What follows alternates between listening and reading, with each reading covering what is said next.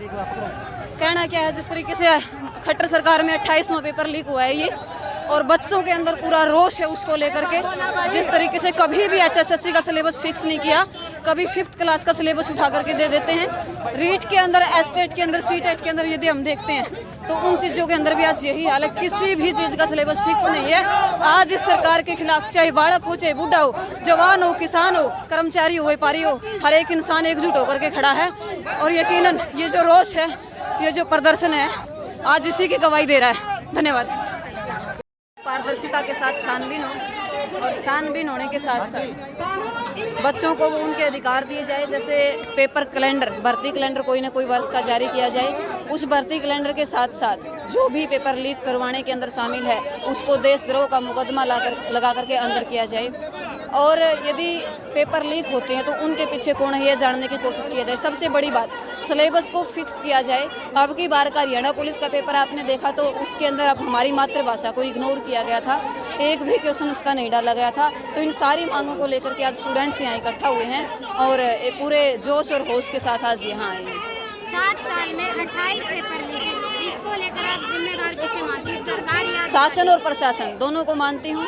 जिस तरीके से प्रशासन ढील बरतता है और शासन के नुमाइंदे आकर के पेपर को लीक करवाने की कोशिश करते हैं, पेपर को लीक करते हैं, तो शासन और प्रशासन इस चीज़ के लिए दोनों जिम्मेदार हैं। जिस प्रकार महिला का 28 तारीख को पेपर होगा, 28 अगस्त को क्या कहना चाहते हैं? 28 अगस्त को महिला का पेपर होगा, हाँ, तो उसके लिए उम्मीद है कुछ न कुछ एहतियात तो बरती होगी।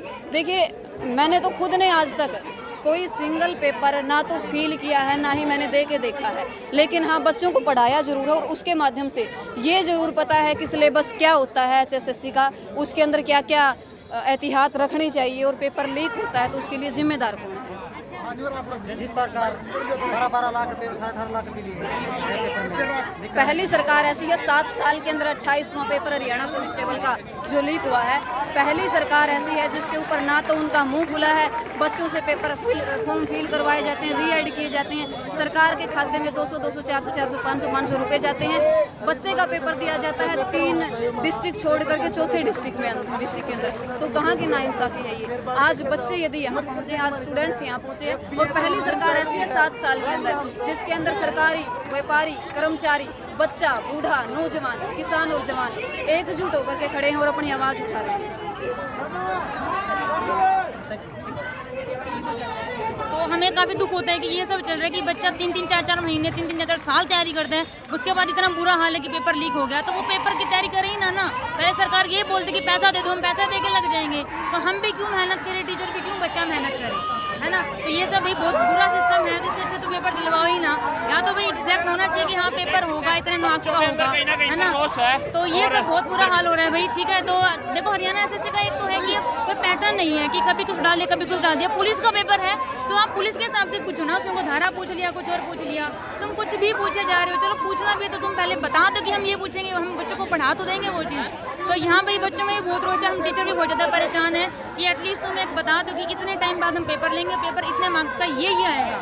एक पैटर्न होना चाहिए, कोई टाइमिंग भी होनी चाहिए। जब मन में ग्राम सेवक का पेपर हुआ था जनवरी में, वो पेपर लीक हुआ था, ना तो कोई पकड़ा गया, 5-7 हज़ारों की संख्या में स्टूडेंट यहाँ पर पूछे, सरकार के ऊपर कुछ प्रेशर बनेगा, सब प्रशासन के ऊपर कुछ प्रेशर बनेगा, आगे क्या होगा? सर डेफिनेटली प्रेशर तो बनेगा, इसलिए हम यहाँ आए। अगर प्रेशर नहीं बना तो अभी जो पेपर होने वाला है सब इंस्पेक्टर का, अगर उसमें पेपर लीक हुआ या कुछ भी हुआ तो सारे के सारे पंचकुला पहुँचेंगे, उसके बाद हमारा अगला यही होगा जी। तो आप देख सकते हैं लाखों की संख्या में स्टूडेंटों ने प्रदर्शन किया है जिस प्रकार, तो आप देख सकते हैं।